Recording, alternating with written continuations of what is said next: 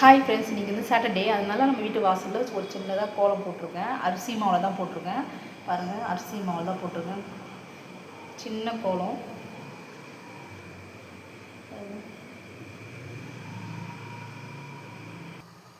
Tiffin வெந்துருச்சு. இப்போ வந்து வேர்க்கடலை சட்னி தான் எடுத்துக்கலாம் டிஃபனுக்கு.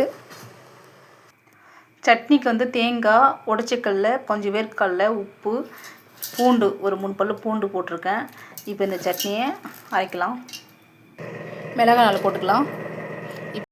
ரொம்ப சூப்பராக அரைச்சாச்சு. இப்போ வந்து ஒரு தாளிப்பு ரெடி பண்ணிடலாம்.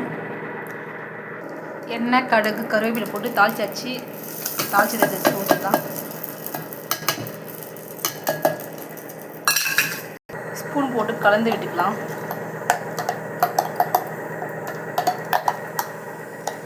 சூப்பரான வேர்க்கடலை சட்னி சூப்பராக ரெடி ஆகிடுச்சு.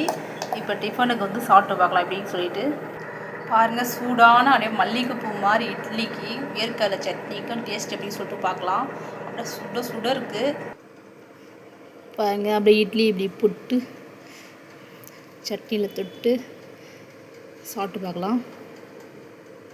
பாருங்கள், உண்மையே சொல்கிறேங்க, நம்ம 1000 தான் குழம்பு வச்சாலும் வேர்க்கடலை சட்னிக்கும் இந்த டிஃபனுக்கும் இந்த இட்லிக்கும் செம்ம சூப்பராக இருக்குது.